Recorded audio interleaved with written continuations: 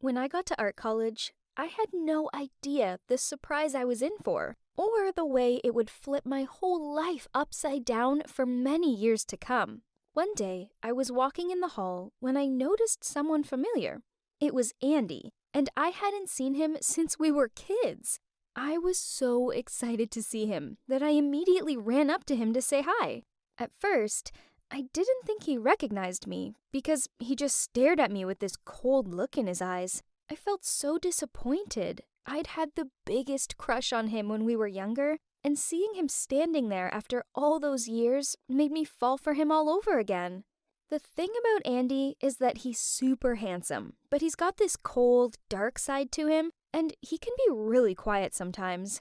It's probably because when he was just a kid, his dad wasn't around. His dad had an affair with his mom and then left before he was born, so he resented his dad a lot.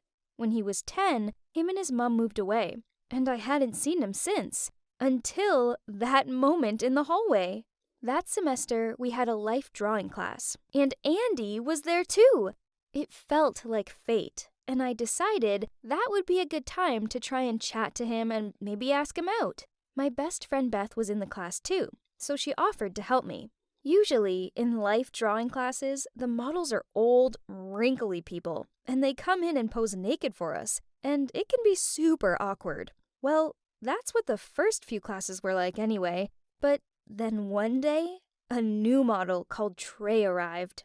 I was gobsmacked. This guy was an actual model. He had a six-pack and was seriously so handsome. I couldn't stop looking at him. He was like some kind of Greek god that had just fallen down from heaven. After that first class with Trey as our model, we girls literally prayed that he'd be our model every single time. It was the highlight of the week, and everyone flirted with him. We even bought him snacks and drinks because, let's be honest, these life drawing models don't get paid much, so he must have been pretty desperate to take a job like this. Even though I was into Andy, I still joined in with the flirting with Trey because it was fun, and I could see that it annoyed Andy, which secretly made me happy. I wanted him to be jealous. But then, one day, I noticed the way Beth looked at Trey, and I realized she actually liked him in the way that I liked Andy. So I stopped flirting with him and offered to play Cupid to help Beth get Trey. Beth was constantly buying gifts and writing letters to Trey, but she was too shy to give them to him, so I always did it for her. One day after class was over, I ran after Trey, but he was too fast. I had to run all the way to the parking lot, but I still couldn't catch up with him. Instead, I was able to see him climbing into a fancy sports car and driving off. I felt kind of sorry for him. Maybe he also worked as a driver for someone rich. But just after I had that thought, he drove past me, rolled down the window, and asked if I needed a ride. I was so stunned, I didn't even say anything. I just shook my head and stared. I was so shocked, I even forgot to give him Beth's letter. After he drove off, I just kept staring. There was no way he was someone's driver. He oozed confidence, and that's the moment I realized he must have been rich. I ran back inside to find Beth and told her that maybe Trey wasn't as poor as we thought he was. Then I described his car, and you should have seen Beth's face. That only made her even more determined to win him over. The next day it was raining, and Beth hadn't come to class. She said she was sick, but begged me to give Trey the letter. After class, Trey grabbed his umbrella and left. It was absolutely pouring, and I had no umbrella. But I knew how much this meant to Beth, so I ran after him, calling his name. I was completely soaked, and just before I made it to him, I tripped and fell. It was so painful, so I shouted, "Ouch!" really loudly. Trey turned around and totally freaked out. He came running over to me, gave me his umbrella, and carried me into the nearest building. As Trey was helping me, Andy walked by. He stopped and looked at us both, then kept walking. What if he'd misunderstood what was going on? After that, Trey drove me home, and I gave him Beth's letter. The next time Trey came to model, he stayed behind after class and asked me if I needed a ride again. Then he asked me how my leg was doing. It was so awkward. because Beth was standing right next to me, and I started to think that maybe Trey was interested in me. Suddenly, Andy came up behind us and said to Trey, "Give it up already. Are you just here to laugh at me? It's not like you need this money, so just quit." Then he stormed off all angry. Whoa, so Andy and Trey knew each other? After that weird incident, it became really obvious that Trey had feelings for me. In class, he'd always position himself in front of me, and he even winked at me when I was drawing him. The semester was almost over, so one day I said to Beth we should just tell our crushes how we feel. What if we never saw them again? It was now or never. So, on the day of our last life drawing class, we wished each other good luck. I went to the bathroom first to check my hair, and then I went to find Andy. But I couldn't see him anywhere.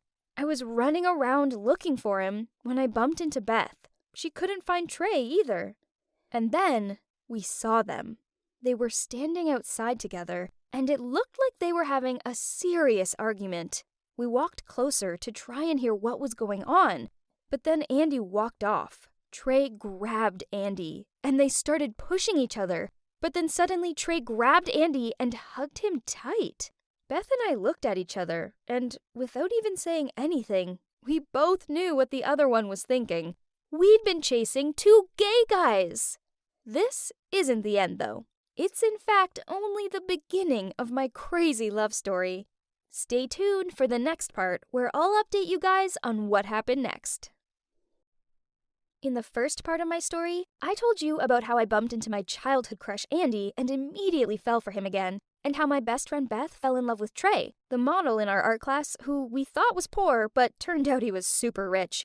But then, disaster struck. It seemed that Trey had feelings for me. Then, in the end, we saw Andy and Trey arguing and hugging. So, are they a gay couple? Stay tuned to find out. After that crazy moment of seeing Andy and Trey hugging, Beth and I decided to give up on boys for a bit. We had our graduation projects to think about, and that was way more important. Well, my project went well, and after graduating, I applied to work in a big media company as a designer. And I got the job! I was so excited for a new beginning, but on my very first day, who do you think I saw in the elevator? Yep, Trey. Luckily, the elevator was full, so he didn't see me. Then I got introduced to everyone in the department, and to my complete shock, Andy was our creative director. So they were dating and working together? Wow! And for the first time, Andy actually looked so happy to see me and asked me to join him for lunch later. I was excited to see him, but felt sad that he was taken, not to mention gay, so I had to try and view him as a friend only. At lunch, we were catching up, and I decided to just come right out and say it. "This morning, I saw your boyfriend. That's so cool that you work together too." Andy looked confused and said, "What?" So I explained that I'd seen him and Trey hugging back in college and assumed they were a couple, especially as they kept having lovers' tiffs. Andy thought this was hilarious, and then he told me the truth, that Trey was his half-brother. Turns out that Andy was just the product of an affair. His dad was already a married man with a 3-year-old son, which was Trey, and he had been having an affair with Andy's mom. When he found out he'd got Andy's mom pregnant, he abandoned them and never paid a visit nor sent them a penny, despite being super rich. A few years ago, Andy and Trey's dad had died, and obviously, he'd left everything for Trey. All his money, his cars, and, of course, his company. Andy got nothing. Trey and his mom knew about Andy, and Trey actually wanted to have a good relationship with his half-brother. But every time Trey tried to reach out to him, Andy would ignore him. He resented his dad so much, he wanted nothing to do with Trey's family. So, after trying countless times, Trey eventually decided to take the life drawing model job just so he could be closer to Andy and try to get him to speak to him. Finally, they resolved all their family drama, and Trey offered Andy half the shares in the company, and now they're co-owners. So, everything worked out for them, which meant Andy wasn't gay! That was like the best day of my life. I'd landed my dream job, and I got to see Andy every day again. After opening up to me about everything, Andy became gentle and more caring towards me. Soon, we started having lunch together every day. And one day, I made him the sandwiches my mom used to make us when we were kids. He remembered and smiled, and we started reminiscing about the good old days. I even brought in some old photos of the two of us playing in my parents' backyard, and he laughed and said how cute we used to be. Then one night, he asked me if I wanted to go watch a concert with him. Was this a date? I could tell he liked me too, but he still wasn't making a move. Throughout the whole concert, I kept looking at him, but he was acting kinda shy and pretended not to notice. Meanwhile, Trey obviously had no clue that there was something going on between me and Andy, because ever since I started working at the company, he'd been actively trying to win me over. One time, we were in a meeting, and in front of everyone, he told me how beautiful I looked that day. It was so embarrassing! Then there was one night where I was working late, and he crept up behind me and started massaging my neck and told me I worked too hard. It totally freaked me out, but there was nothing I could say because I didn't want to upset him.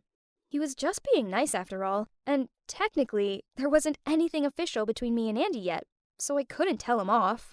But then one day, Trey started flirting with me in front of Andy. He made some comment about how my drawings of him were always the best in life drawing class, and then joked that he'd model for me again sometime if I liked. Well, that did the trick. After that, Andy paid way more attention. He must have noticed that Trey was into me, so he decided to up his game and try to beat him to it. If only he knew he didn't have to try so hard. I was already smitten with him. But I couldn't stop what happened next. One weekend, we had a company bonding trip and we went paintballing. I ended up on the same team as Trey, and Andy was on the other team. At one point, Andy was heading towards us, and Trey told me to aim for him. But I didn't want to hurt him, so I pretended not to hear Trey. Then, Andy winked at me and said thank you, and Trey noticed, and suddenly, he just went crazy. He pushed Andy over and accused him of cheating in the game, and the next minute, they were rolling around in the mud fighting. Trey told Andy to leave me alone, and that he was just using me so his team would win. And then Andy just laughed and said, "She'd rather be on my team. Stop flirting with her. She's not into you, bro. It's me she likes." Then Trey pushed Andy off of him and got in his car and left us. I just stood there trying not to cry.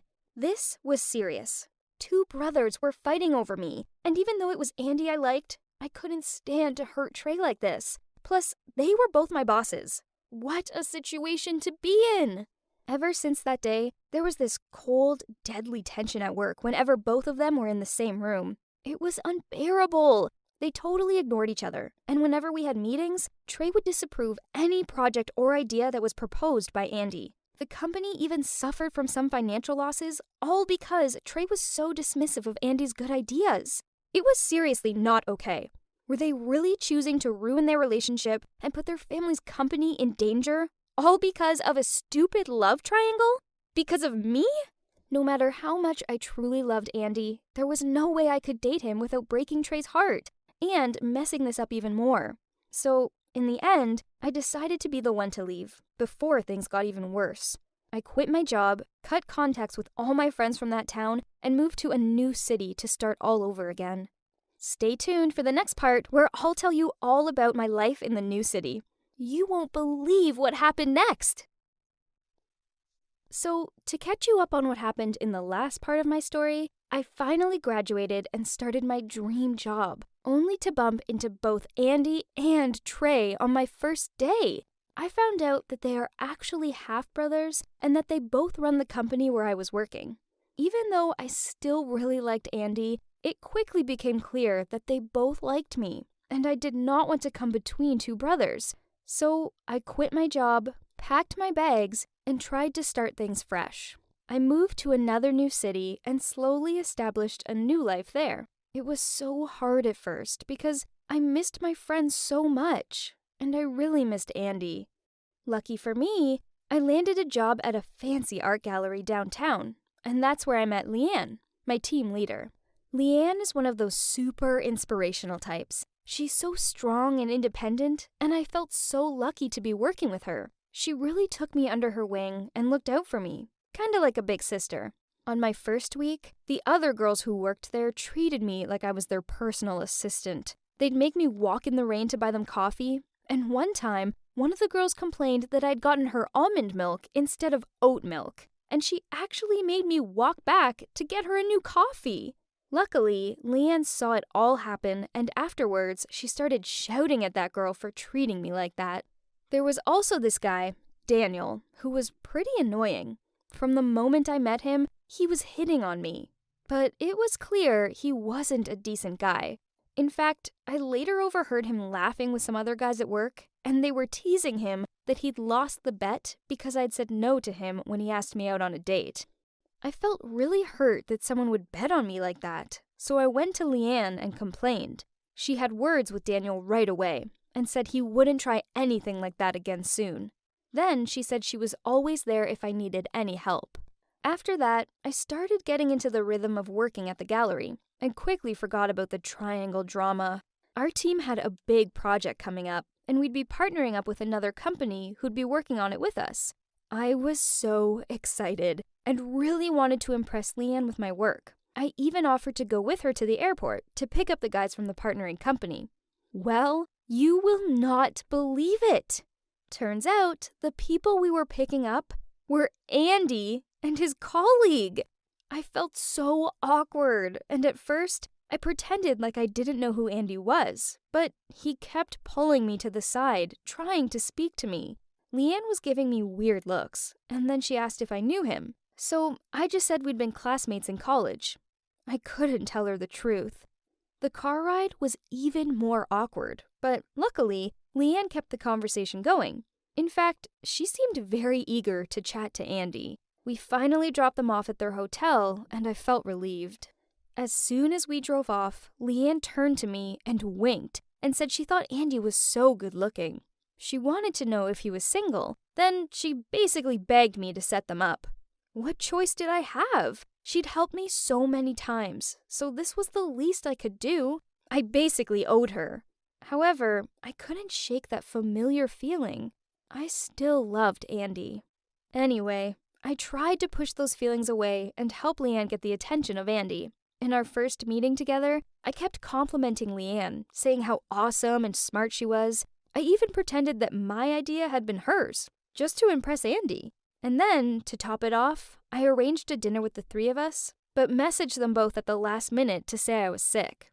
Andy didn't buy it, though. He came to me one day after work and told me to give it up already. I was on my way to my car, and he was waiting for me. He said I should stop trying to set him up with Leanne because it was me that he loved, and he knew that I still loved him too.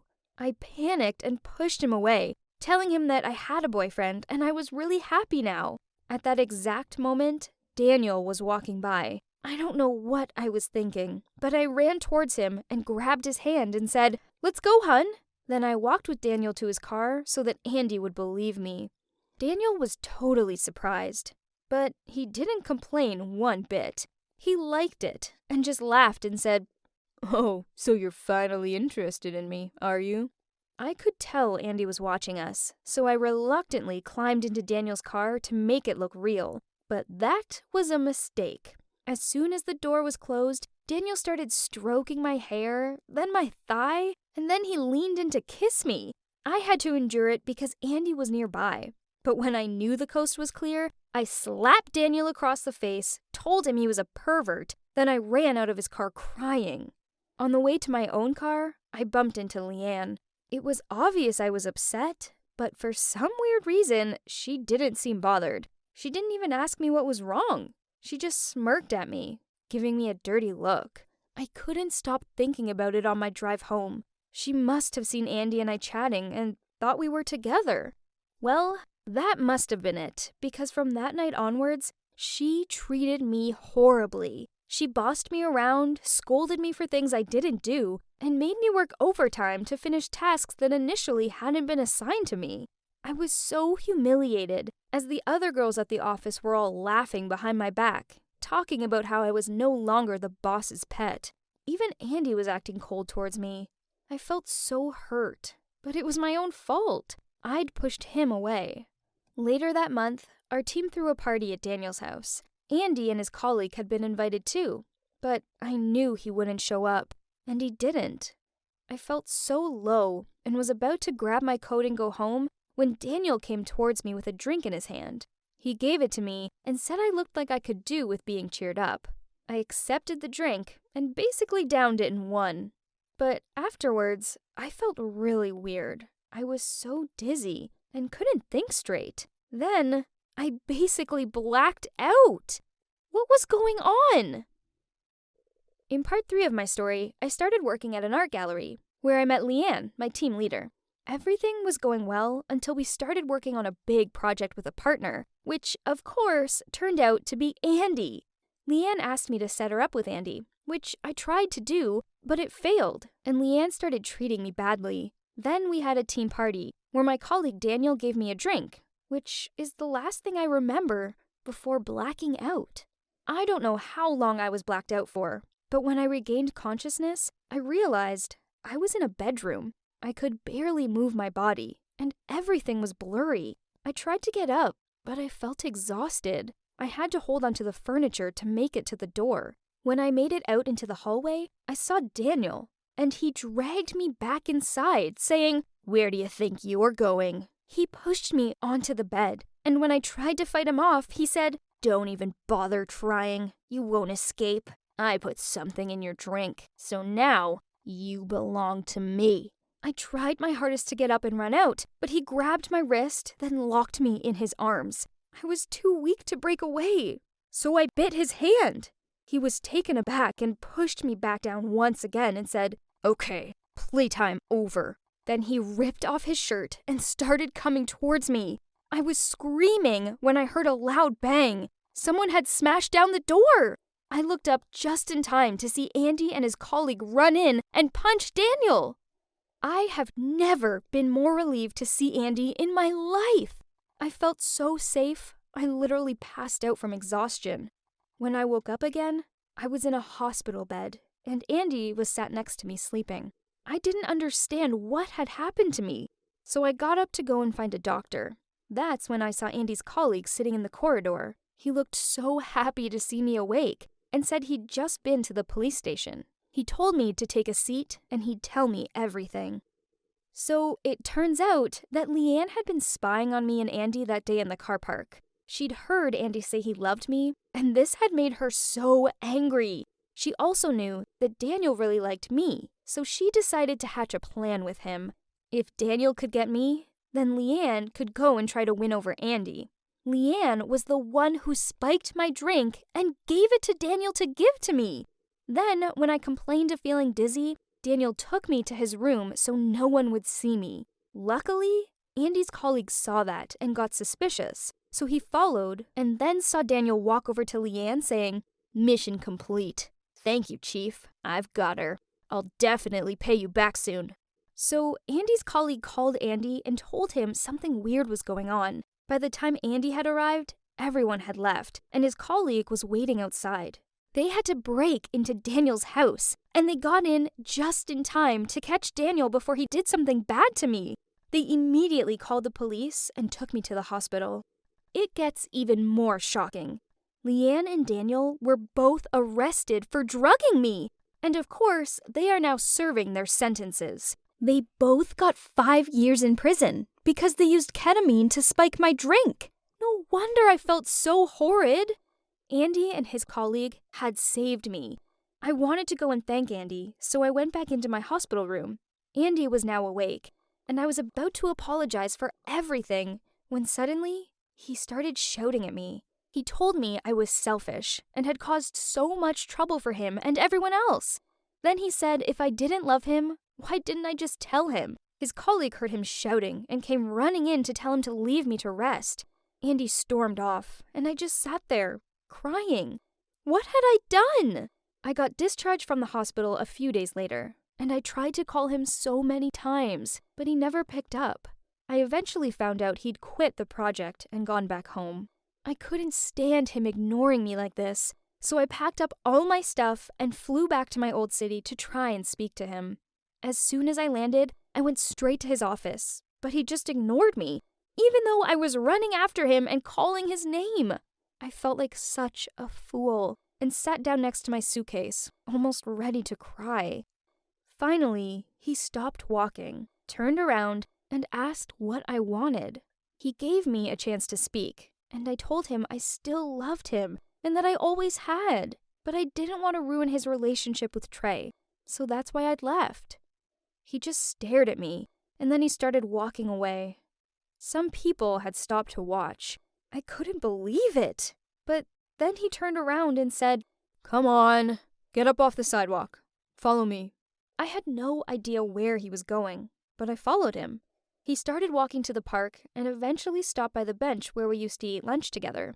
He told me I'd hurt him so much, and he didn't know if he could trust me again.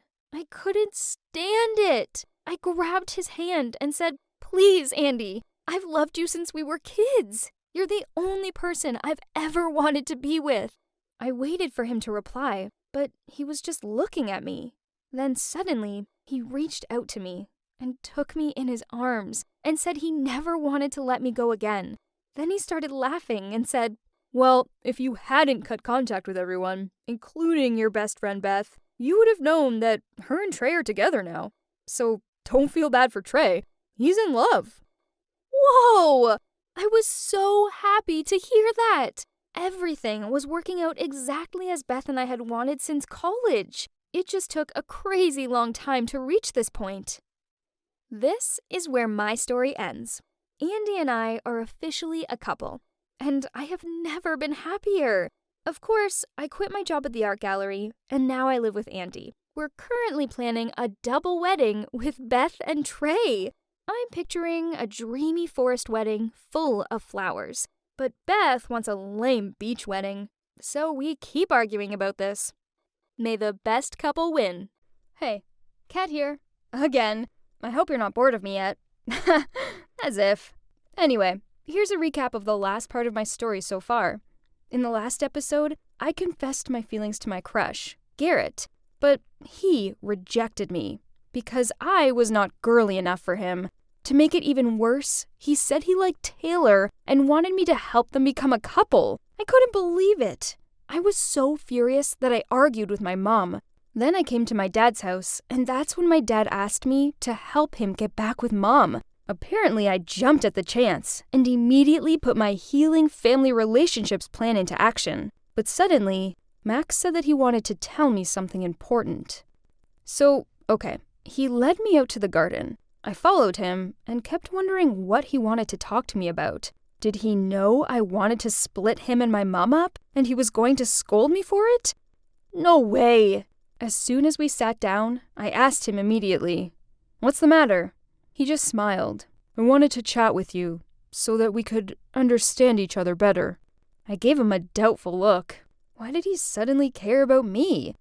Jeez, this was so awkward. Then Max said, "Kat, I know that you want your parents to get back together." He hesitated a bit, then continued, "I don't dare to say that I'm better than your dad, but, you know, we are all from broken families, and I just want to give you, your mom, and Taylor a happy home life. So I hope that you'll accept me and give me a chance." I didn't know how to reply to him. Okay, so I knew that Max truly loved my mom, as he always looked at her affectionately. But what about my dad? He was miserable without Mom, and if given the chance, he would definitely make us happy. As for Max, I was sure he'd have no trouble finding someone else. Okay, so I might have said Max was kind, but the reality was he wasn't right for Mom, but my dad was. I mean, they had history, and they had me. The wedding day loomed closer, and Mom and Max grew even soppier together. I wanted to cancel the wedding, but it seemed impossible. But then I realized something. Maybe I could somehow delay it? I had thought seriously for a few days. Then I came up with an idea. I would pretend to break my leg. If I couldn't come to the wedding, my mom had to postpone it, right? OMG! I was absolutely a genius. I immediately messaged Harry and told him about my bright idea for my Get Dad Back with Mom plan. Naturally, he replied I was bonkers, but he agreed to help me. He even told me how that could work, as his cousin was a doctor and he would definitely help us. Awesome! However, to make this plan work, first of all, I had to appear helpful so Mom wouldn't suss me out. So I kept asking her about the wedding preparations and said that she could tell me if she needed help. At first, she was quite surprised, but then she looked so happy and satisfied. Maybe Mom thought that her beloved daughter had finally grown up. That day, after school, I put the plan into action. Of course, with the help of Harry's doctor cousin. His cousin was really helpful. After bandaging my leg, he even gave me advice on how to walk, like I had really broken it. Then Harry took me home. When seeing me, my mom was totally terrified. She kept asking us what had happened. Harry lied that during a game of soccer, I'd tried to steal the ball and fallen awkwardly on my leg. I hadn't wanted to worry them, so he'd taken me to his cousin's clinic. I'd fractured it, and it would take me about 4 weeks to recover. His story was so real that I almost believed it myself. He was absolutely the best comrade in my life. After that, Mom spent more time taking care of me and wasn't as strict as before. Honestly, it was great. However, I really missed practice, and lying on my bed all day wasn't as fun as it sounded. My bedroom was on the 2nd floor, so my mom always brought me food so that I didn't need to go downstairs. One day, after lunch, I was so bored that I decided to go over to my desk to pick up my laptop and play some music.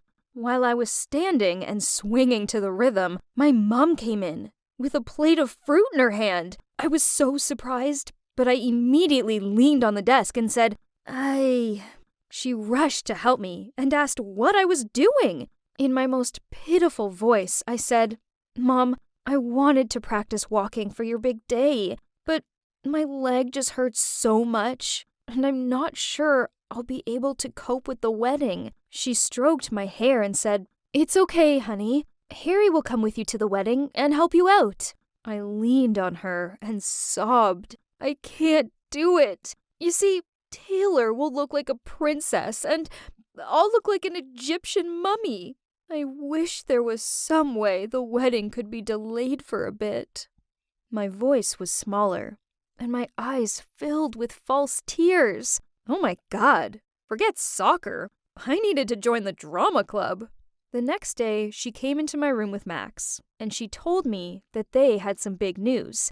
"We can't contemplate getting married without you there, so we've decided to postpone the wedding until your leg is better." OMG. I'm a genius!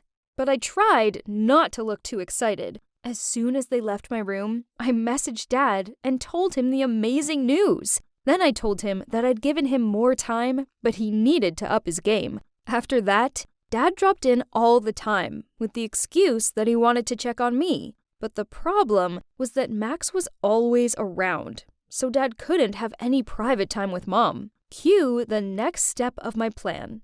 I told my mom that I wanted to move down to Taylor's bedroom as her room was on the 1st floor, so I could walk around the house and get some fresh air. She agreed Taylor and I could switch rooms. But I begged again. No way! Taylor stole my crush, and now she's gonna live in my room? It's too much to even think about. Why don't you tell Max and Taylor to move out for a while? At least until my leg's better. Whenever I see Taylor running and dancing around, it bugs me out. She's so insensitive. Mom looked flustered, but she tried to keep calm and persuaded me to exchange the room with Taylor, just until my leg was better. At that point, Max came in. Turns out, he'd overheard our conversation. He turned to her and said, "Mary, I think Taylor and I should go and stay with my parents for a while. Then, when Kat's all healed up, we can come back." Mom's eyes filled up with tears, and I did feel a little bad, but when I saw him kiss her on the top of the head, I just felt annoyed. Mom belonged with Dad, not him.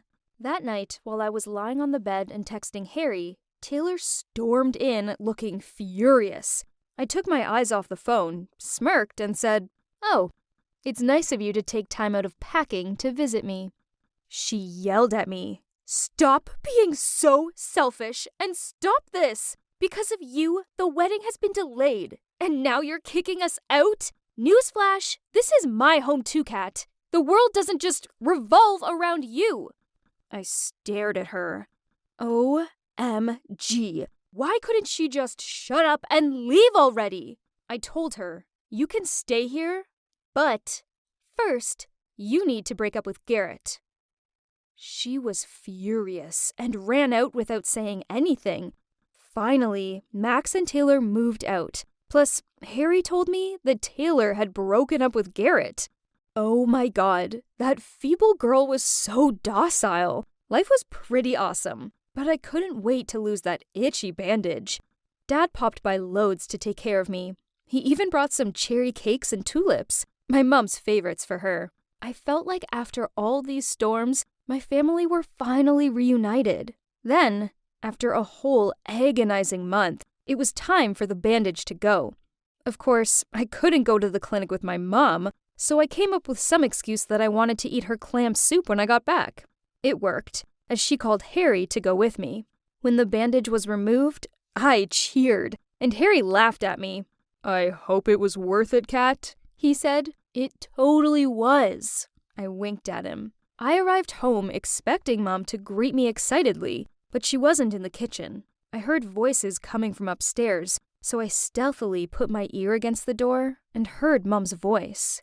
"We're over, Satya! How can you beg for me back after what you did?" Then I heard Dad reply, "I'm so sorry. It was all my fault. I should never have forced you to have an abortion just because the baby was a girl. But you know the pressures of having a son in India. Moreover, then there were your complications. You had one chance at having a baby.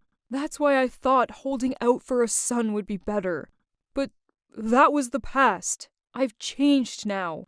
I love you and our daughter, and I just want to take care of you both." Oh, please. You only support Kat dressing like a boy because you want her to be a boy. Please, stop bothering us and leave us alone. What? Turns out, Dad had never truly supported me. He just wanted to have a son? He was the one who didn't want me to exist in the world. All along, he was the villain, not Mom. I felt disgusted. I slumped in front of the door and couldn't believe what I was hearing. It felt like my whole life had been one big stinking lie.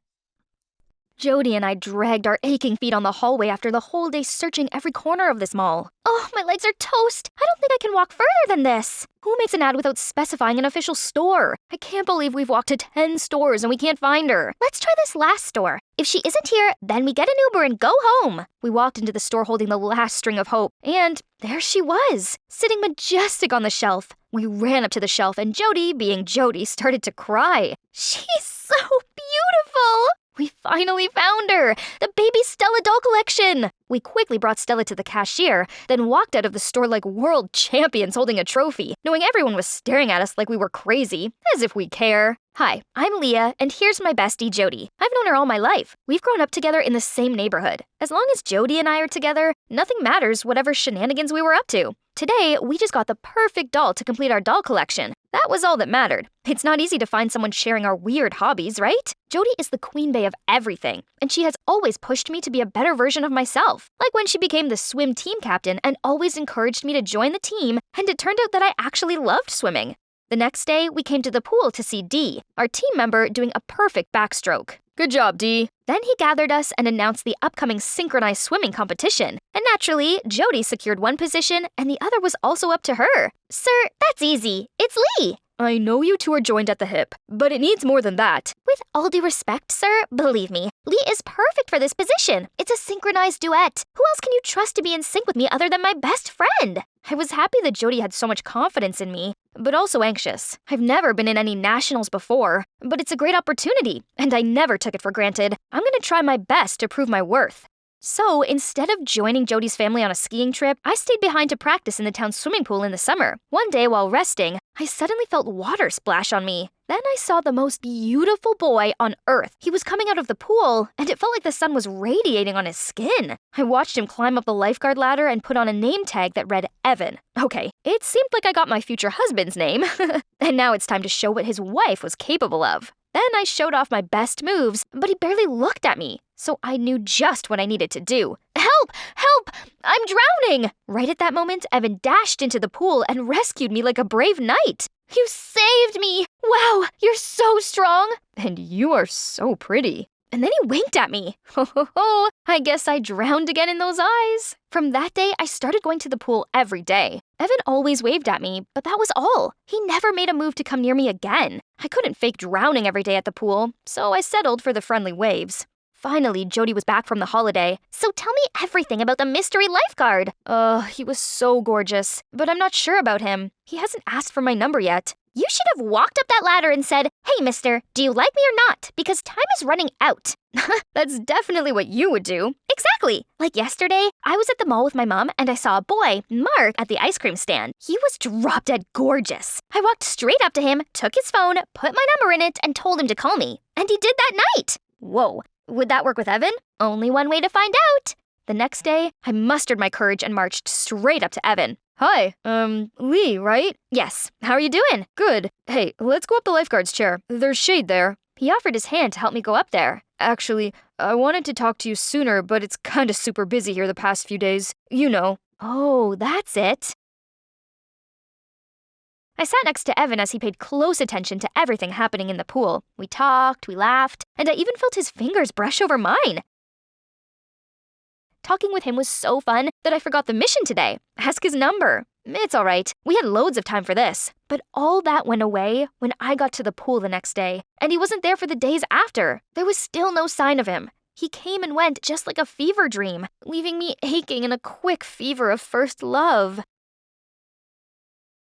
Well, his loss. He had all summer to ask you out, and he didn't. Good riddance. Yeah, but I should have just asked him out like you suggested. Come on, forget about him. Now, let's focus on an important issue. My birthday. As always, it's gonna be the biggest event before school resumes. And you know what? Mark's gonna be my escort. Ooh, dreamy Mark is coming. Can't wait to meet him. Just like Jody described, her parents spared no expense. Her party was packed with all friends at school and some of her social circles that I've never seen before. But in the middle of them was, for a second, it felt like I was dreaming, like I'd spent the entire summer dreaming of this face. Evan was here in flesh and blood. I was about to confront him, then, you came! Lee, meet Mark. Mark, it's Lee, my bestie. What? My head was spinning. So Evan was also the Mark guy Jody had been talking about the whole summer? How could it be? When Jody spared herself to other guests, I dragged him to the corner. Evan, what are you doing here after disappearing all this time? And Mark? What's with the name? Actually, my name is Mark. The pool was too cheap to make a new name tag for me, so they made me wear an old one for a former employer. And I just took the lifeguard job in the summer. Things just got a little hectic, so I forgot to tell you. I never planned to hurt a beautiful girl like you. What? No! You don't get to flirt with me anymore! Besties like the same guy. How could it be more typical of dramas? No, sisters first. Jody was with him, so I'd better stay away. That's right, there's no other way. With the decision having been made, I tried to hold my aching heart to sleep. Until the next day at school. I was grabbing things from my locker when someone startled me. Hey, Lee! It's great to see you again. Evan? Mark? Why are you here? I go here now. Now I could swim in your beautiful eyes every day. See you around, gorgeous. That's not good. Lee? What's going on? Why was Mark looking at you like that? Oh, screw. She saw that? That's it. It's better that she heard it from me and not from someone else. I took her to a quiet spot and explained everything to her. The look on her face was not reassuring. So, are you saying that Mark is Evan, the lifeguard? Then let's go to the pool to check. I already told you he doesn't work there anymore. We can ask Mark directly instead. Excuse me? Asking him? Sorry, I'm not like you to ask this kind of question. What does that mean? I just see you're making excuses to steal my boyfriend. Stop being Delulu. What? Talking about Delulu, Mark is not your boyfriend yet. Let's see who can win him. Challenge accepted, bestie. I couldn't believe in my ears. Jody had been thinking of me like that all this time? I came to school the next day to see Jody and her other friends marching in the hall. Mark, let this smile always on your face, 'cause when you smile, the whole world stops and stares for a while. Classic Jody. But flashy things don't shine. Then I approached them and faked being fainted to fall into Mark's embrace. And his gallant caught me before knowing what happened. Oh, you saved me again. How can I pay you back, my love? I could see the fire burning in Jody's eyes. At lunch, I went to the canteen with Mark. I could feel the distance of the time wore away. But it's nice to talk to Mark/Evan again. But Jody, out of nowhere, sat down beside him. Hi, Mark. And Lee? Watch out your food, Mark. Do you know one time she was so hungry that she stole her date's food while he was in the restroom? So, do you know, Judy used to devour the whole turkey on Thanksgiving? She just peed into the pool last week. You know that? Hey, it's just an accident. And you bought your mom's Gucci bag and blamed it on your brother. Not as interesting as you still needing your mom to sing a lullaby every night. Geez, I wish American presidential elections could be as hot as girl fights. Too frustrated, I blurted out every secret we kept together since we were kids, until teachers stopped us. We had to clean every single corner of the pool as punishment. Let me help you, Jody. Thank you, bestie. Yeah, bestie my butt. And just like that, the Third World War continued. The whole school started whistling about the famous friend duo of the school turning to bark at each other. Go ask your queen bee first. One day, Mark came to find me, and we were talking for a while. I'm sorry. I think I need to be held accountable for what is happening between you and Jody. No, it's not your fault. Just some girl stuff, you know? Then from nowhere, Jody stormed in. It's you! You tore up my swimming presentation draft to the coach, right? What gibberish are you talking about? The draft was just right there on this table, but when you came, it disappeared. We found this near your locker. What was it? It's a piece of paper from Jody's draft? I'd never seen it before, let alone tore it. I saw with my own eyes. Don't you dare try to deny it. But I'm with Mark all this time. I can't do this. I just came, so I'm not sure. Enough with your lies. You'll no longer be accepted in our team. Get out! What? You can't. Don't forget I'm your partner in the upcoming competition. Of course I can. I'm the team captain, and Dee will be my partner. Everything was happening so fast. My head was spinning. What's going on? I've never done such things. But Mark? Why didn't Mark defend me when he knew I was innocent? Was everything worth fighting for that guy? Now I felt like I lost everything. My best friend, my swimming spot. When it's already bad, Mom knocked my room with the most terrible news. Hey, what's going on with you and Jody? Nothing. Nothing? So why is she burning your dolls? What? I looked through the window to see her burning our collection. I immediately ran to her house. Jody, no, please. She didn't. She let it all burn. That was it. Our friendship was burnt to ashes like our dolls. A few days later, Jody and Mark became official. Thanksgiving came, but I felt lonelier than ever. Not because Mark chose Jody, but our dying friendship. So I came to the swimming pool in town. While letting myself float on the water, I heard a very familiar voice. Lee, is that you?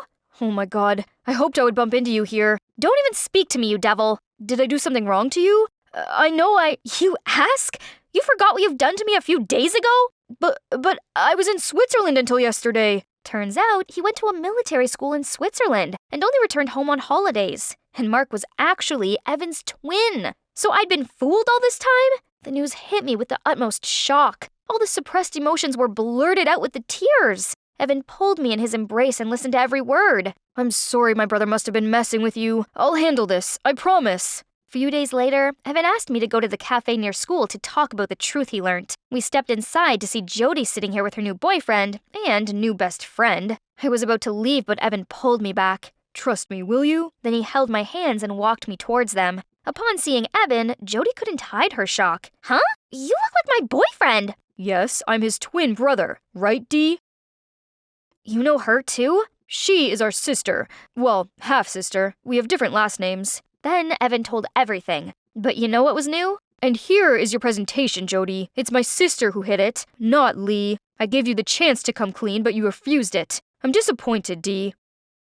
But why blaming me? Because it's always been you. Jody will always choose you just because you're her best friend. How fair is it? I'm also a good swimmer, you know. So at Jody's birthday party, she overheard Mark talking with me. That's when an idea came to her. She asked Mark to help her cause a rift between me and Jody, so that she would replace me to become Jody's partner in the swimming competition. So you ruined our friendship for this? Then Jody ran out of the cafeteria. It felt good that I'd been vindicated, but it hurt that breaking our friendship was so easy. The next few days were not getting any better. Jody was calling nonstop to apologize, but I wasn't ready to listen to her. One day I heard Jody and Mark talking. I apologized for everything. My sister wanted a spot on the team, so I just want to help. But I thought by doing that I could know what your feelings are if there's someone else like me, because from the beginning I already fall for you. I don't know what is real or not real anymore, Mark, but I can't forgive you. At least now. I'm sorry, but whatever happened between us is over. Things were messed up for Jody as well. The next day, I answered the door to see Evan, Mark, and Dee there. We apologize for what happened. We didn't think clear before doing that. I let jealousy take over me. I'm sorry for things going bad between you and Jody. It's no use being mad this time, at least. Everything was settled in some ways. I am really sorry about my messy family. Please, I heard enough sorry these days. So how about that? I should have done this long ago. Do you want to get ice cream together sometime? I thought you'd never ask. And, Lee, I have decided to leave the team. I can't be there after all of this. But how about Jody? I ran to the school gym, knowing the chaos that was going already. Look at this mess you girls have made. How are you supposed to join the competition without a partner? I'm sorry. When the coach left, she jumped into the water and let it take over her. So I joined her. Hey, I can be your partner. Lee? No, I don't deserve it. I was stupid. I burnt our dolls and I threw away our friendship. Yeah, you were pretty stupid. And you hurt me. But it's okay. I'm here because you need me. And regardless of anything, I'm always going to be there when you need me. I'm so sorry. It's okay. We both learned the lessons of being calm before saying anything regretful. And now, let's win this thing. Yes, with you, bestie, I can always win.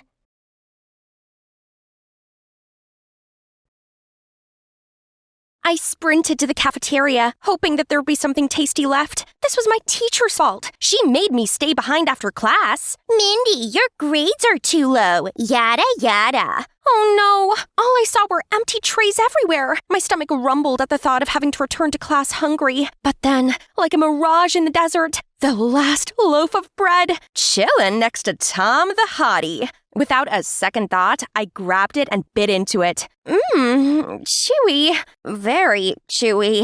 Then suddenly, everyone burst out laughing. That's when it hit me. There was no bread. I was munching on Tom's ballet shoes.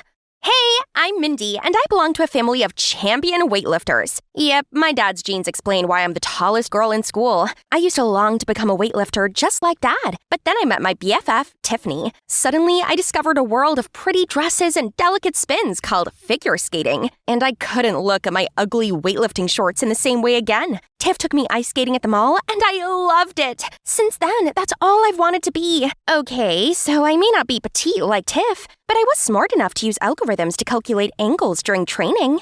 Tiff and I both got scholarships into this amazing sports-focused high school, and yeah, that's when the trouble started. It didn't matter what cute outfits I wore or how normal I tried to be. Being a giraffe made me stand out, and being with pretty, petite Tiff made it worse. The only ones who didn't ignore me were the weightlifting team, but that's only because my dad was their coach. Then, to make things even worse, my clumsiness and appetite of an elephant accidentally got me on Tom's bad side. This was bad, as almost every girl and guy in this place was obsessed with him.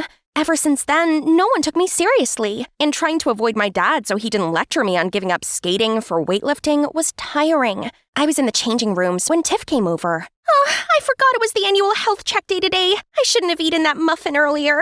Oh, no, I forgot about that too. No way could I have my weight published for the entire school to see. I'd be nicknamed Mindy the Massive. So when no one was looking, I sneaked out of there. But trying to find a hiding spot big enough for this oversized body isn't easy. The janitor's closet. But as I hurried toward it, I bumped into Tom. Have you ever heard of ladies first? You call yourself a lady? Fine, lady. Let me have this. In exchange, I have this very yummy snack for you. What snack? This bread. How dare you! At that moment, the door suddenly swung open and the janitor yelled at us to stop kissing?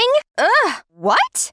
Thanks to this unnecessary misunderstanding, we ended up in the principal's office along with our parents. My dad even brought the entire weightlifting team along and started throwing a tantrum. Mindy, you skipped classes! I couldn't mention the health checkup, so in a panic, I babbled out, I was on a date with Tom.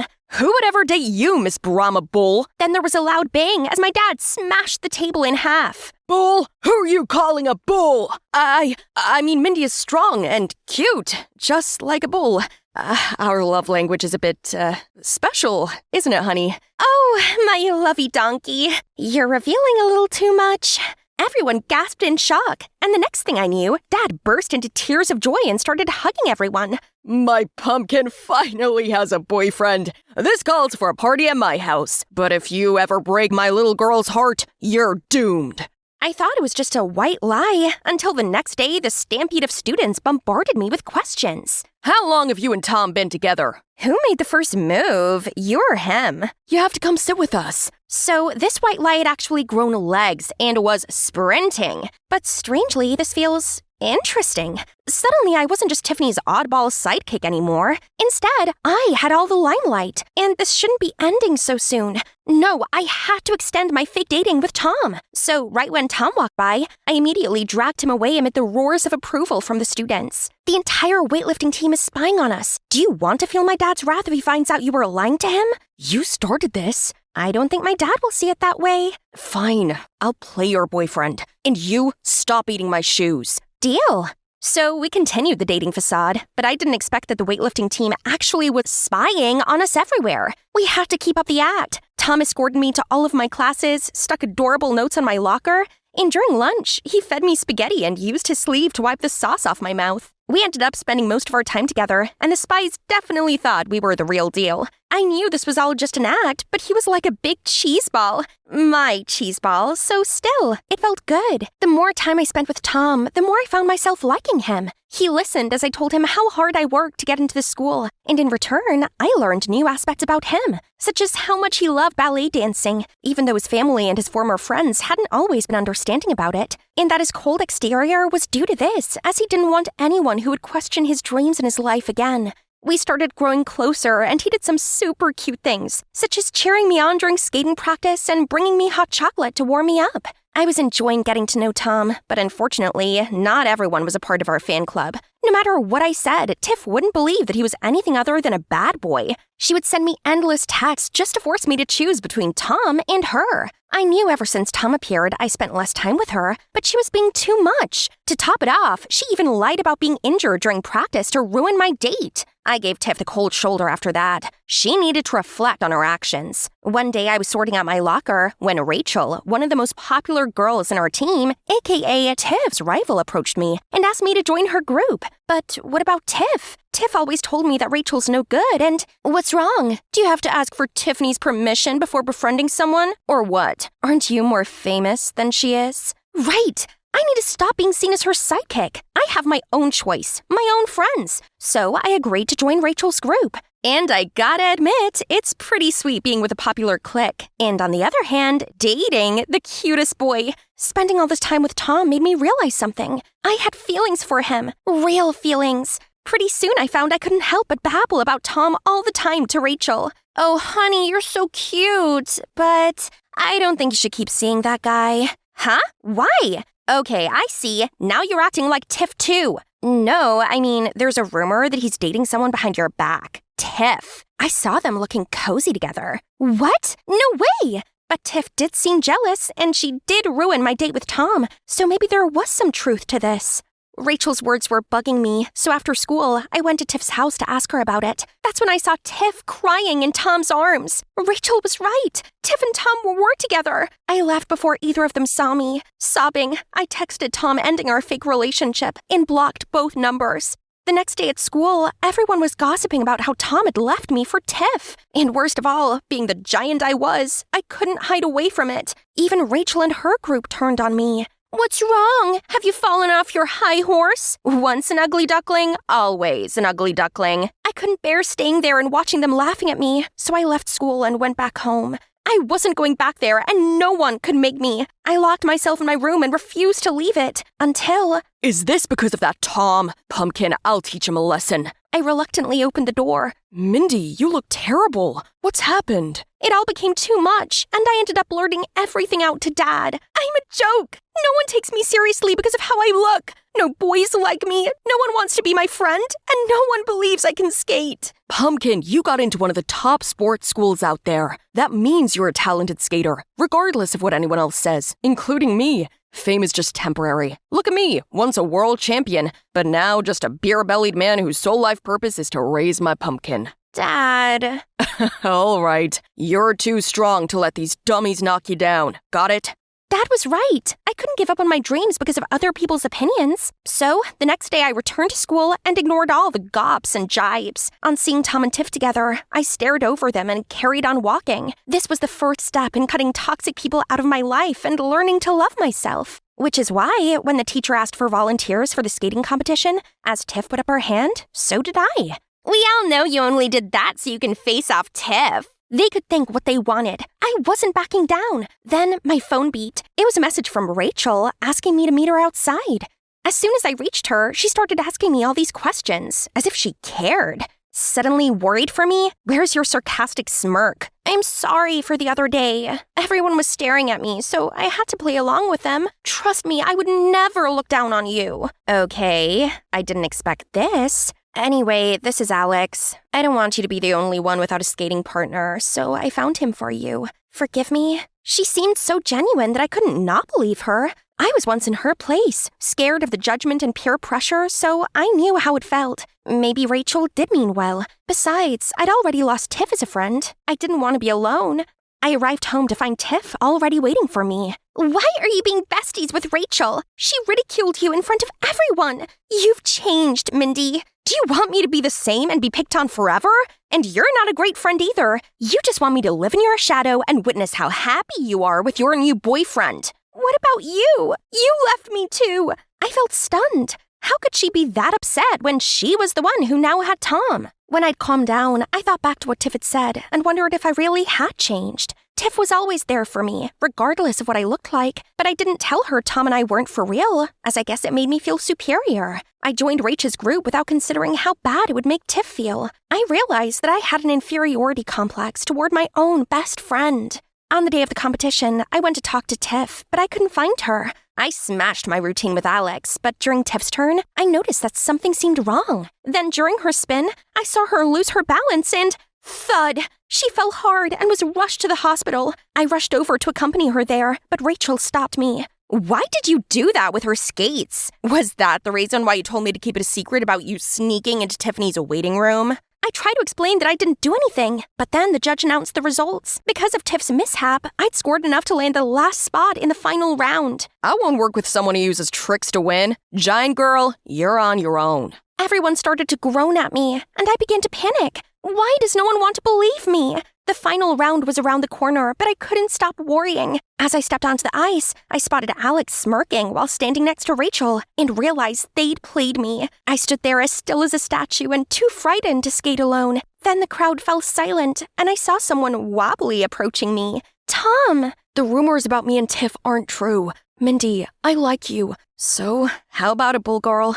Will you let this ballet boy be your partner? Confused yet touched, I nodded. Now chin up. Look. And in the stand was Tiff, holding up a banner while screaming, "Mindy, you can do it!" Energized by newfound courage, Tom and I fumbled through our routine. And even though we made loads of mistakes, it didn't matter, as I felt so happy to know that I had Tom and Tiff on my side, and that I hadn't given up. I came last and Rachel won, but as she's receiving the trophy, the judges had some discussion. Turns out, another student had video evidence of Rachel damaging Tiff's skates. As they took the trophy off her, she got angry and shouted, "Obviously I wouldn't want to be friends with a freak like you. I was just using you so I could eliminate Tiff." Her words would have once stung me, but now I didn't care what she had to say, and I hurried off to find Tiff. On seeing her, I gave her a big hug, and she told me the truth. Sorry I couldn't tell you sooner. Actually, Tom is my half-brother. My dad's a famous skater. He lied that he was single, but he wasn't. He was married. He refused to be a part of my life, and Mom was too afraid to go public about what he did. She struggled with no financial help from him. I resented my dad and presumed Tom would be just like him. I never told you this as I was embarrassed, but turns out you're right. Tom is actually a great guy. Oh, wow, now everything made sense. All these secrets had led to all this confusion, so we promised never to keep anything from each other again. Thanks to the friends that really care for me, I've learned to love myself, and I use my size as a strength. Being unique isn't a weakness, it's an advantage. And best of all, the people that matter like me just as I am. Do you know what it feels like to live in a splendidly luxurious castle, wearing extravagant dresses, indulging in exquisite dishes, and always having servants take care of you? Well, actually, I don't really know either. I'm just a little maid who's fortunate enough to be friends with Princess Anne.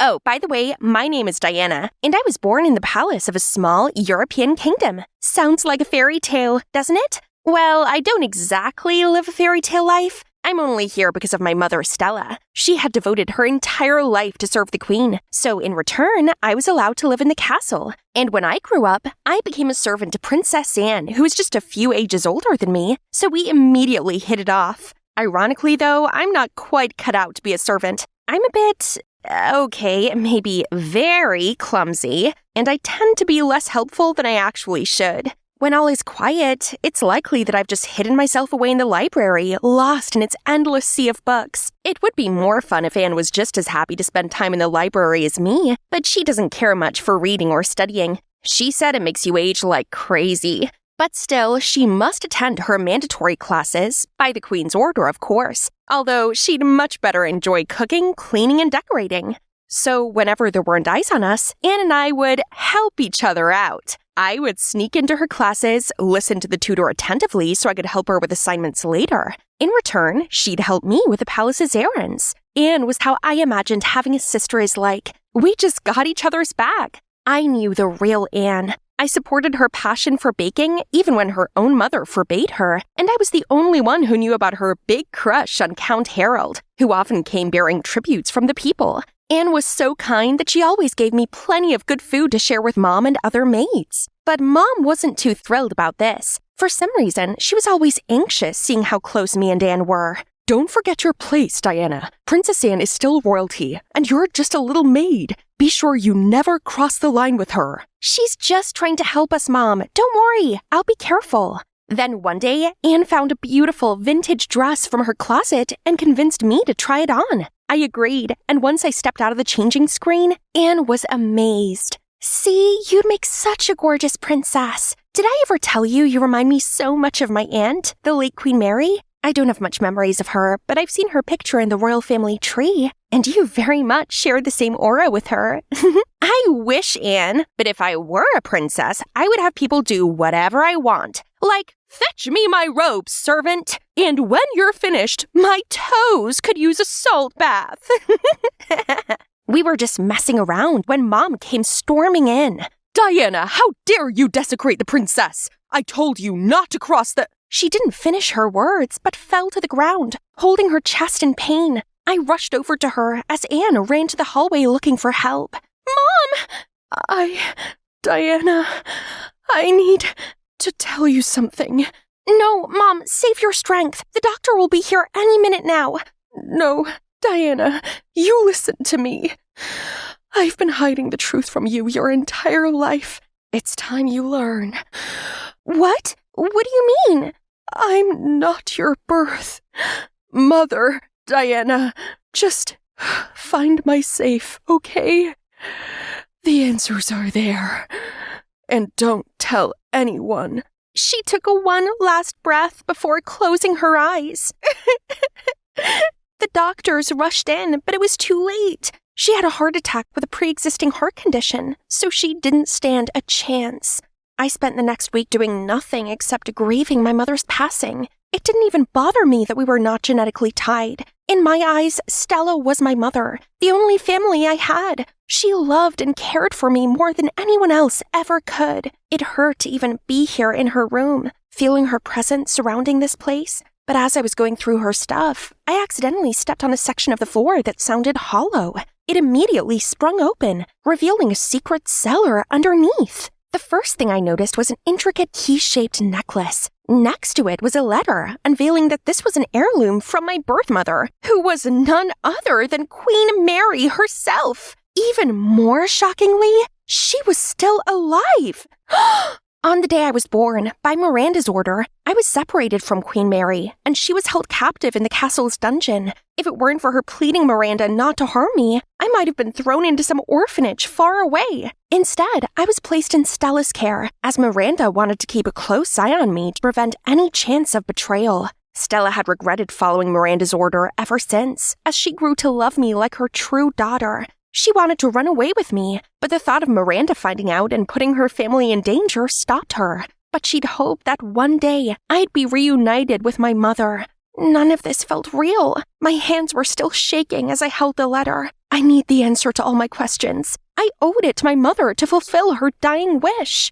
That night, following the instructions my mother left in her letter, I pretended to be a maid bringing food to prisoners and went down the secret tunnel. There were no guards in the large abandoned prison, only a thin, emaciated woman. Slowly and carefully, I approached her. "Are you Queen Mary?"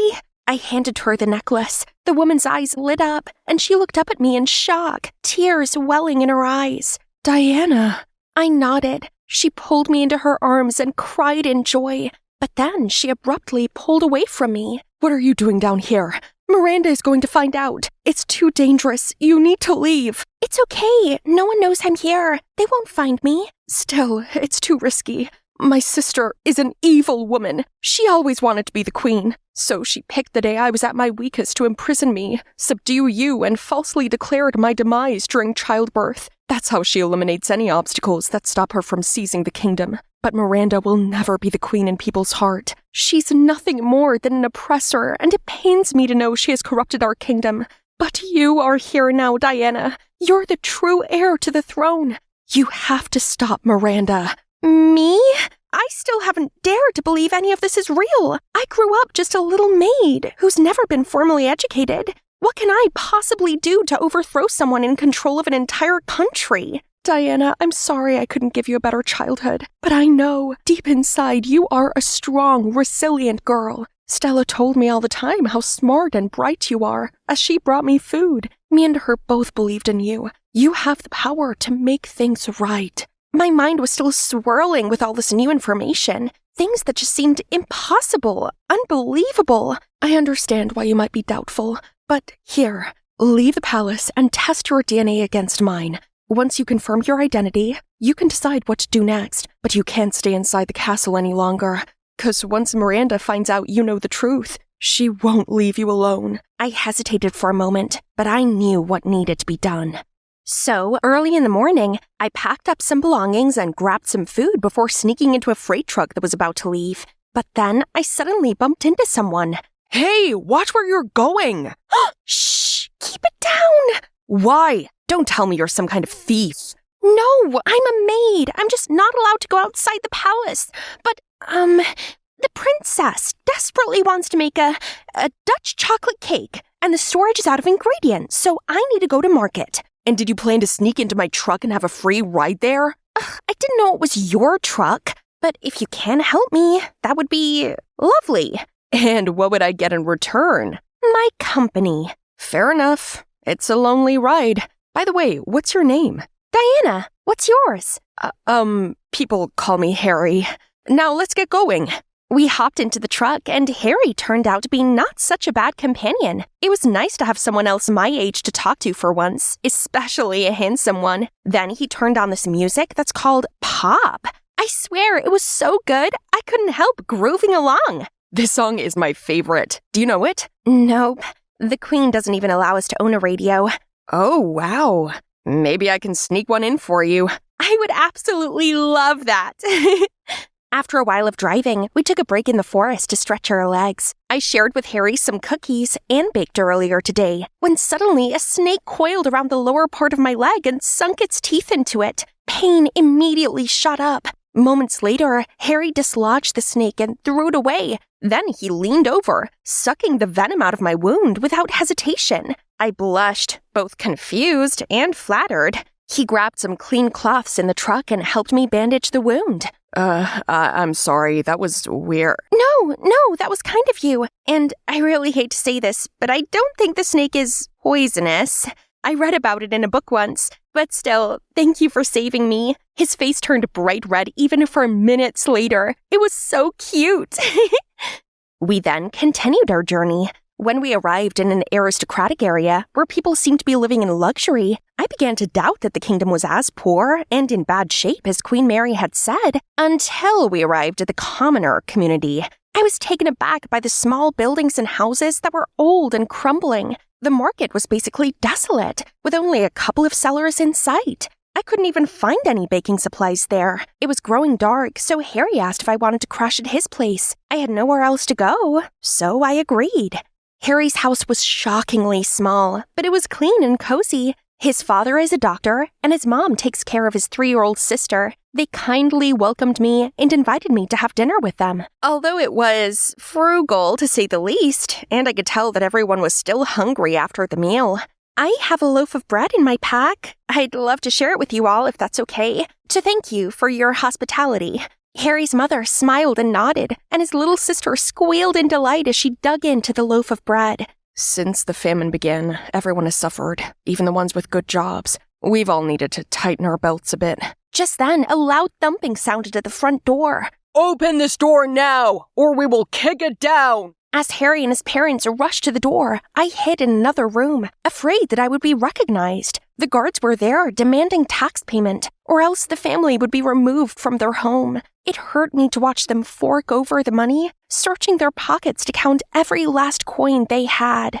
That night, I tossed and turned. I couldn't stop thinking about how Queen Miranda could oppress her own people to this point. I was flooded with guilt, thinking about how gleefully Anne and I would share the tributes taken from these poor people, unaware that they were suffering and starving. I couldn't stay in bed any longer. I crept out into the hallway and down the stairs, and suddenly spotted Harry's father, reading a book under a lamplight. I'm sorry to disturb you. No worries. Anything I could help you with? I actually do need your help. You see, I left the palace because I wanted to confirm something. If you could please compare my DNA to this person believes she's my birth mother. Sure. It might take a couple of days. That's fine, but please do not tell anyone about this. He looked confused, like he wanted to ask more questions, but seeing how reserved I was, he didn't. The next morning, I helped Harry and his mother clean up the houses of other people who couldn't pay the tax last night. The guards had ransacked a number of homes looking for the money,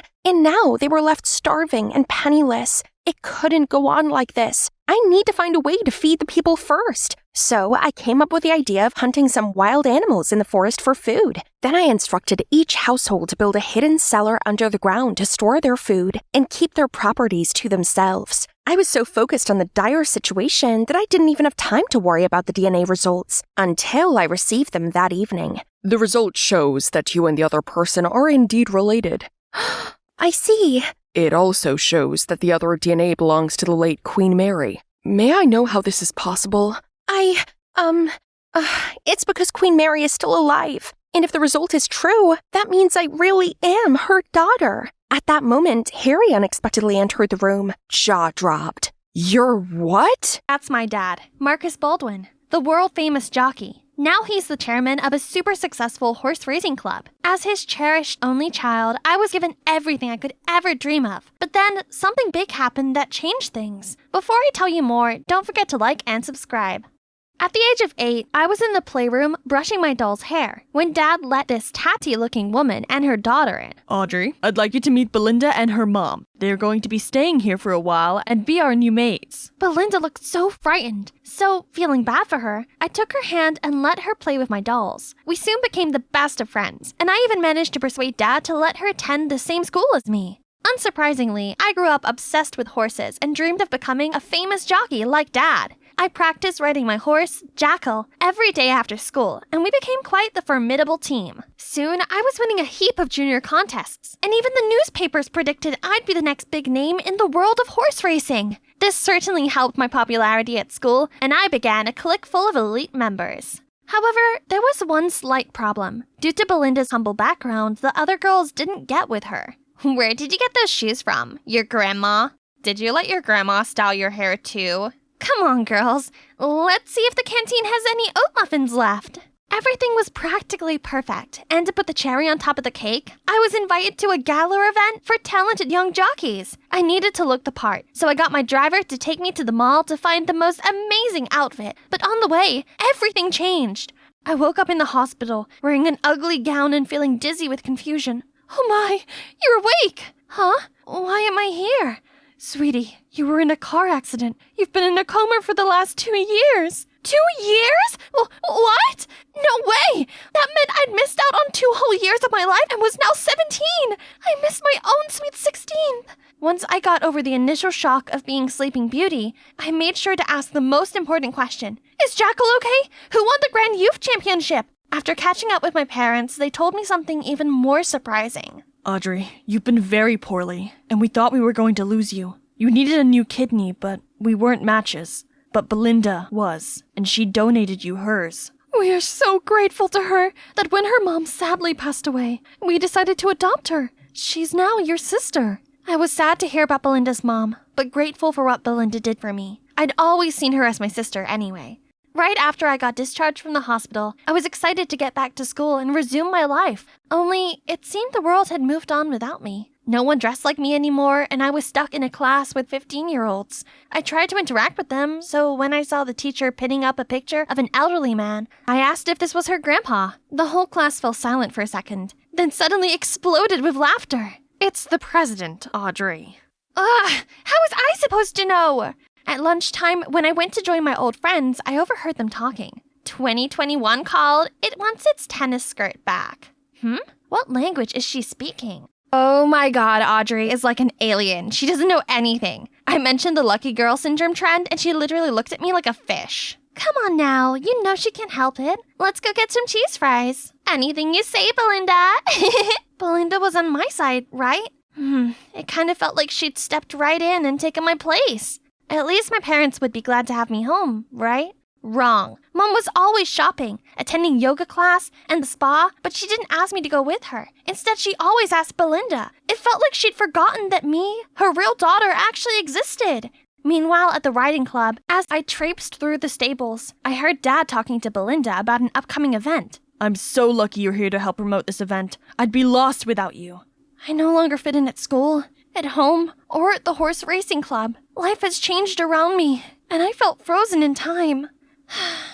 Worse still, I had to take this gross medicine. One time my maid was chasing me around the furniture, trying to make me take it, but I used ornaments, cushions, and books to block the path. I was so distracted making my obstacle course that I bumped straight into Douglas Barron, my dad's business partner. My, you certainly are a determined young lady. Later that evening, Dad called me into his office. I thought he was going to grumble at me for not taking my meds, but instead he said something I wasn't expecting. It seems that Douglas is rather impressed by you. He wants you to date his son, Damien. The firm's been under a lot of pressure recently, and having Douglas on side would be beneficial, especially as he's our biggest stakeholder. What? You want me to date a stranger just to help your business? I can revive the business myself without having to do that. I just need to win the horse racing tournament. No, it's too soon after the coma. You're not ready yet. Dating is the only way. As if I was gonna listen to Dad. So I secretly came here with Belinda. I was about to saddle up Jackal, but then I got a whiff of horse manure and began to feel dizzy and nauseous. Dad suddenly showed up and took me to the hospital. Turns out, I'm allergic to horse manure. Ugh.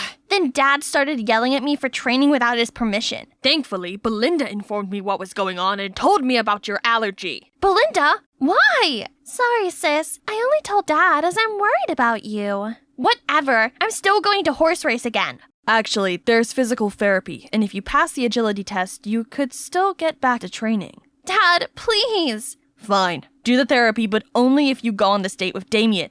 I agreed to go on the date, but I never said anything about being well-behaved on it.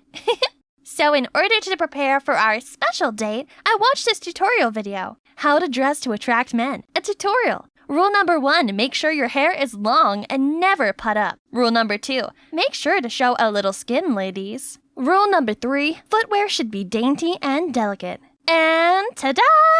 As I showed up at the restaurant looking ridiculous, I instantly recognized this quirky guy from school, Damien. So, I made sure I had the most unapproachable expression on my face. As soon as I sat down, I purposely ordered the weirdest food combo, ice cream hamburger. I was convinced he'd think I was a lunatic and leave, but instead, he reached over and tried a bite of my ice cream burger.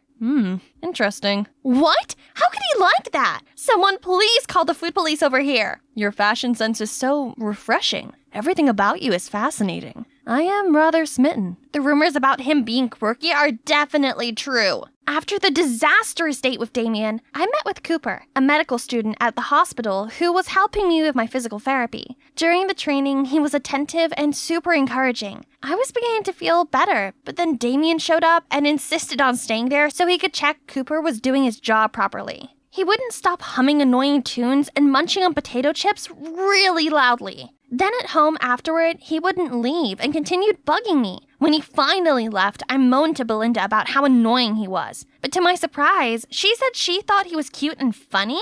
Hang on, does this mean Belinda likes Damien?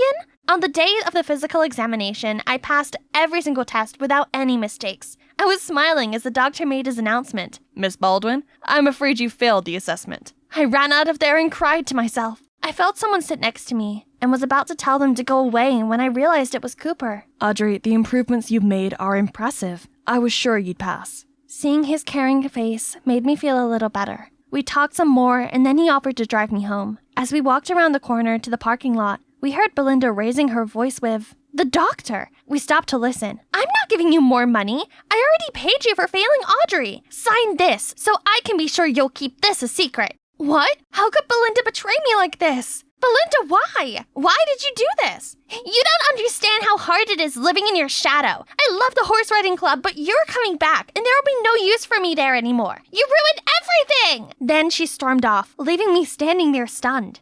I immediately got home and told Dad what she'd done. I expected him to be on my side, but I'm sure you're overthinking the situation. Besides, you should be grateful to Belinda. Not only did she save your life, but now she has agreed to marry Damien to save the company. Belinda was only doing this to steal my life. It wouldn't work. I was more determined than ever to go back into horse riding and claim back my life. Mine! Meanwhile, Cooper helped find another doctor to test me, and this time I passed. I showed my results to Dad, and he finally allowed me to go back to training. But when I brought up Belinda bribing the doctor again, he just remained quiet. Am I even his daughter anymore? Okay, change of plan then. I met up with Damien to ask about his marriage with Belinda. So, did you agree to the marriage? No way! I don't want to marry whatever her name is. Great! I mean, that's sad. Well, my heart belongs to you.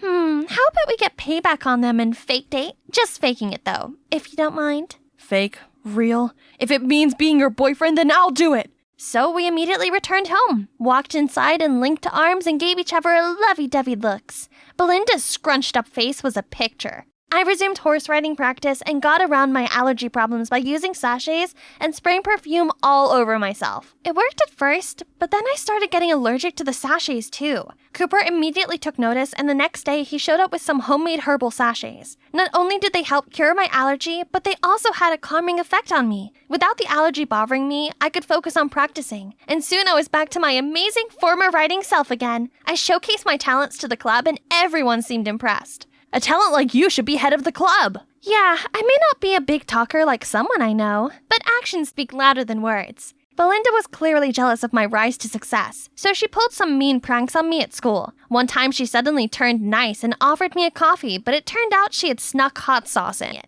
I was so mad. I changed her ringtone to fart sounds and called her number.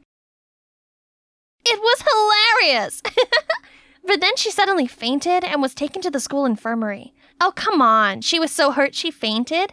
I told the other students she was faking it, but instead of listening to me, they all took Belinda's side. You're so ungrateful. Belinda even gave you her kidney, yet you scared her so much she fainted? Yeah, you wouldn't be here today without her. What kind of person are you? Feeling deflated and not listened to, I ran off. I stormed home, and on the way, bumped into Cooper. Unable to hold my emotions anymore, I burst into tears. He insisted we went for a walk, and I ended up spilling out everything to him.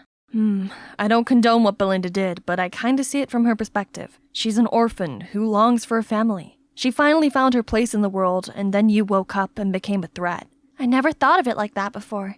I realized the best thing I could do was to stop the pointless revenge and put all my energy into my recovery. I stopped hanging around with my clique, then broke up with Damien. I trained hard at the club, but not for my dad or the company, but for myself. Belinda showed up and tried provoking me, but I just ignored her. All my hard work paid off, and I qualified for the tournament. At the tournament, I was leading the race and felt unstoppable. But then some bees started buzzing around Jackal's face. He freaked out and started bucking. Then everything went dark. I woke up in hospital feeling drowsy and saw someone rummaging in my bed. Belinda, what are you doing? Then Cooper appeared. Is this what you're after? I saw Belinda swap the sachets for pollen ones to attract the bees. I bet she also switched the ones before to worsen your allergies. What did I do to deserve this? It's so easy for you, isn't it? Because of you, I've lost everything. Belinda, how could you? Apologize to Audrey right now. No, I won't. This is all your fault. It's all my fault. Many years ago, I was in a relationship with Belinda's mom. We ended on amicable terms, but it was only in her final days that she told me the truth. Belinda is my daughter. I didn't want to upset anyone, so I kept it to myself. But then when you needed a kidney and Belinda ended up being a match, I used this as a reason to suggest adopting her. Then you woke up and we were so happy. I didn't realize how this had affected Belinda or you, Audrey. Please forgive me. I want to put it right. Mom and me were so shocked, and Mom told him to go and find Belinda. After Dad left, Mom hugged me. Sweetie, both you and Belinda deserve warmth and love. I promise things will be better from now on. As I left the hospital the next day, I saw Belinda walking toward me. I'm so sorry. You've been nothing but good to me, and I was horrible. I was so worried about you when you were in the coma. But when you woke up, I got scared no one would want me anymore. I care about you, Audrey. You're my sister. I wrapped my arms around her. You've always been a sister to me, Belinda. But please, no more pranks. Then I saw Cooper walking over to me, holding a huge balloon. Looks like you have company. I'm glad you both made up. Here, I got you this. Now would you look at this girl, owning the stage, slaying all the performances. Guess what? That's me. I'm Rena, a talented beauty just like my mom, Demi Grande, the famous singer. Alongside being a dazzling diva, Mom also works as a vocal trainer at my school, the Gloria Rowley Arts Academy. Having the best teachers here to help me perfect all my skills sounds amazing, right? I excel at everything I do, being an MC, dancing, acting, mastering the piano. But still, I knew that none of these would really satisfy my mom. 'Cause there is one not-so-tuneful problem. I'm tone deaf. At 7, once after I sang my little heart out in a vocal class, the teacher asked my mom when she came to pick me up, "Oh, so Rena is really your daughter? What a shame she didn't inherit your voice. She's so off-key, we all had to cover our ears." But besides singing, I can still shine on stage in other ways. For example, being an MC at my mom's new album pre-listening party. Everything was going smoothly, right up until track number 6, when the speakers and screen glitched out. Being the professional I am, I kept the crowd entertained with my charisma and dance moves.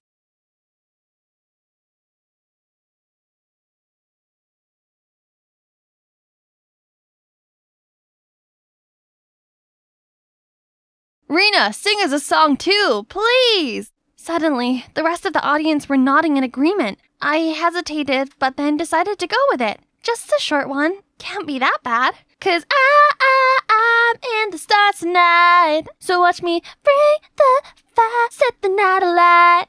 The audience started laughing. Oh no, if only Harry Potter could lend me his invisibility cloak right now. Please help!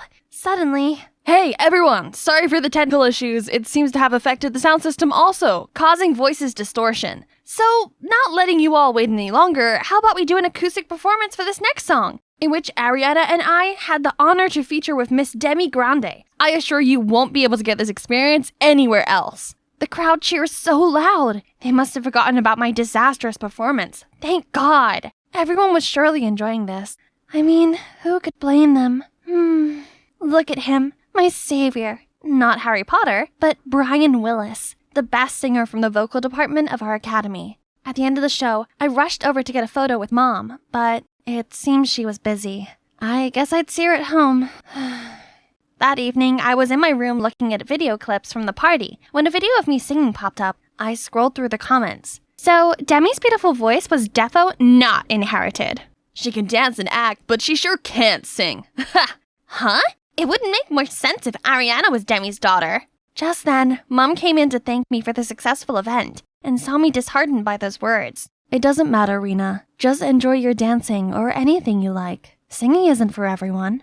I couldn't get her words out of my head. I was a daughter of a diva, yet I sounded like a frog. No way. They can sing, then this diva's daughter can sing too. So I booked myself in for some online singing lessons, then signed up as the opening solo singer for the Academy's annual concert. As long as I practice hard, then I'd make it, right? Just like how I honed my other skills. Mom saw me practicing and tried to help, but no matter how hard I tried, I always came in at the wrong beat, sang as if I was reading, whispered when it was too low, cracked my voice when it was too high, and screamed out the words. Sweetie, why don't you prepare a dance instead? It's more of your thing. Leave the singing to our vocal department. Ariana will surely nail it. Ugh! Ariana this, Ariana that! I'm your daughter, not her! I must be able to sing! I was looking at the list of registered candidates and feeling nervous. But Brian appeared beside me. Oh, so you want to follow the singing path? If so, I'll always support you. He handed me some materials for basic vocal training. I was thinking about how sweet he was when Ariana and her friends passed by. Oh, so both you and Brian are trying out for the opening solo? Nah, just me, obviously. How could Brian compete against his girl? Ariana is his girl? So Brian didn't like me at all. He was just being polite. Both him and Mom thought I was just a dud and Ariana was the headline act? So I practiced all day and night to prove them wrong. I also posted a short clip of my singing on the forum and said if people voted for me, I'd provide a mega performance full of singing and dancing. The next day, the school announced the top 2 tied opening solo candidates, Ariana and me. I was so excited. But then I heard the murmuring. You voted for her? For real? I just want to see how bad her voice can get. Don't be so mean. She's Miss Grande's daughter. Of course my vote goes to her. Suddenly, Enid, this usually timid girl, appeared and congratulated me. Don't listen to them, Rena. I believe only someone as well-rounded as you deserves to represent Gloria Rowley's Art Academy. Enid's kind words really gave me strength. Now I just had to keep on practicing. I'm so near to the goal now.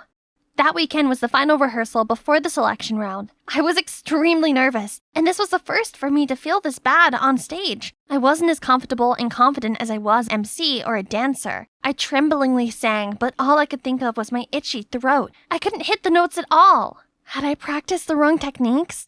No way. I followed all the instructions Brian gave me. If you don't really want to do it, don't push yourself. I just feel a little under the weather today, so I didn't want to push it too hard. Don't worry, I've got a wonderful performance in store for everyone on D-Day. Oh, Brian, where have you been? We need to run over our duet one more time. Ariana again? She must be trying to pick a fight with me. I glumly looked around the auditorium and saw everyone from different departments busily preparing for their amazing performances. They were all passionately practicing. Meanwhile, I don't even know what I'm doing anymore. How on earth could I save this performance? I was at my all-time low when Enid appeared next to me. Hey, do you want to team up? I have the vocals and you possess the greatest stage presence. Seeing my confused face, she continued, I've always admired you, and it's really sad to see you like this. We all just want a successful event for our academy, right? I've tried so hard. Everyone, especially my mother, is really looking forward to my performance. I cannot fail. So I agreed to let Enid help me lip sync for the audition. Just for once. I'll recover in time for the real concert anyway. The audition started off great. Enid was backstage singing, and turns out her voice is Taylor Swift level amazing. It's even more soulful than Ariana's. Seeing the crowd's stunned faces, I confidently gave the performance my best shot. But then I suddenly noticed the crowd's confused looks and realized something. Enid had stopped singing. Panicked, I turned on my mic to sing, but my voice came out as an off-key tremble. I sounded terrible, but I managed to finish a song and then rushed backstage. As soon as I stepped backstage, I saw my mom and some of the other students, including Brian and Ariana, gathered around Enid, who was sobbing, saying that her mic broke and that she didn't mean to let me down. Enid, what are you doing here? I can't, Ari. Please forgive me. I can't do it. Even though you're my sister, I can't. What are you talking about? Wait, you two are sisters? Oh, I see. So Ariana teamed up with Enid to sabotage me. I knew I wasn't Ariana's favorite person, but this was low, even for her. Now I was a laughingstock to everyone. It had been a horrible day, so I just wanted to curl up in my room and be left alone. Only, Mom knocked on my door. Sweetie, can we talk? I was too sad to answer, and Mom must have been mad at me, as she didn't try knocking again. I can't blame her. I would too if I was a mom. A tone-deaf daughter like me really embarrassed her. As expected, the next day at school, everyone was buzzing about 3 hot topics. The first one being my lip syncing. Rena can't even sing properly. Her performance was a joke. But she's truly a great dancer. She's better off focusing on that. The second, that they suspected Ariana of being the mastermind who set me up. And the last one was a surprise at how awesome Enid's voice was. That whole morning, I couldn't escape the gossiping. Worse still, clips of my lip syncing were posted online, and now the Academy had been accused of favoritizing a celeb's daughter over talent. I never meant for it to affect my mom and the school's reputation. I know I needed to try and fix this, so I decided to apologize in front of everyone during lunch break. It was my idea to lip sync, and I know it was dumb. I'm sorry. I shouldn't have done it. But before my friends could reply, Enid spoke up. Rena, I didn't mean to blow the lip sync plan. Ariana begged me to, but I refused. It was a completely unintended incident. Please, drop the act. I never asked you to do that. I didn't record our convo because I trusted you. Because you're my sister. But come on, Ariana, you know what you said. Oh, you didn't record it? Then it's a good job I did. Ariana then pulled out her phone and played a video. Why were you lying about the lip syncing?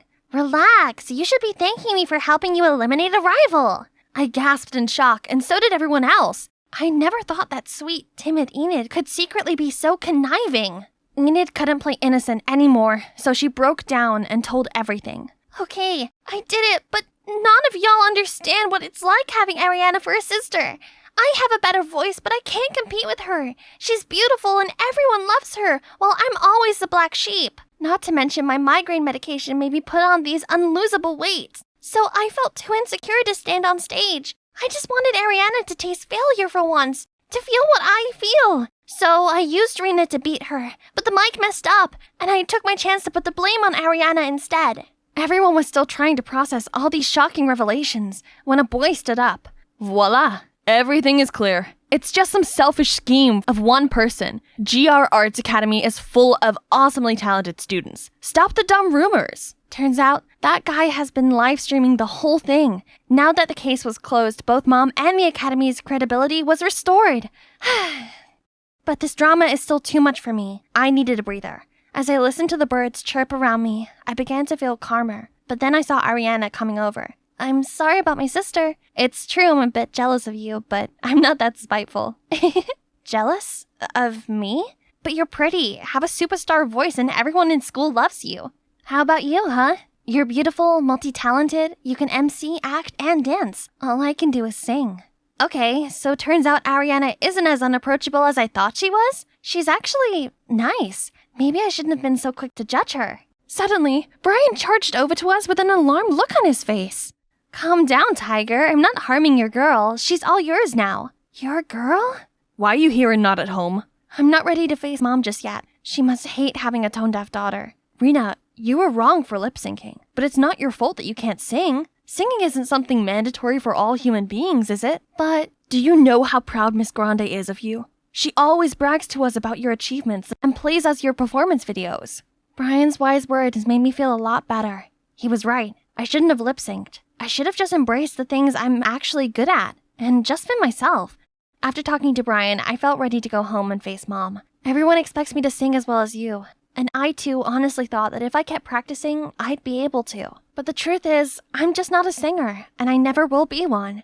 I know you're mad at me, but I can't be like Ariana. I'm so sorry. Sweetie, I never want you to be anything other than you. I'm so proud of you. And I'm sorry if my actions ever came across differently to you. I wasn't mad at you. At all. I really just wanted to give you a hug last night, but I didn't hear anything from you and thought you might need some time on your own. So, you're not upset that I'm not a singer? Of course not, silly. I just want you to be happy and pursue whatever you love. I'm glad Mom and I had cleared things up, but I couldn't stop thinking about Enid and why she did what she did. So that evening, I texted her. The lip sync was a bad call, but it made me realize that no one's good at everything. We all have our own strengths. Mine isn't singing, but yours is. Your voice is truly angelic, so don't let anything stop you from doing what you love. I'm glad we're okay now. You're right. Being a singer angel doesn't require a stick figure. Thank you. And I'm sorry. I'm relieved that's all sorted. And Enid learned her lesson and now realizes just how amazing she is. I was anxiously waiting backstage for my performance. Luckily, I had Brian by my side to support me, even if he was fussing a bit too much. I'm only the backup dancer. Go check on Ariana. She's the star of the show. I'm not the one on his mind. You're his one and only priority. Hey, he even gave up his chance to sign up for opening performance for you. Huh? You really did that for me? Your priority? Since when? Yes, since I saw you emceeing on the first day of school.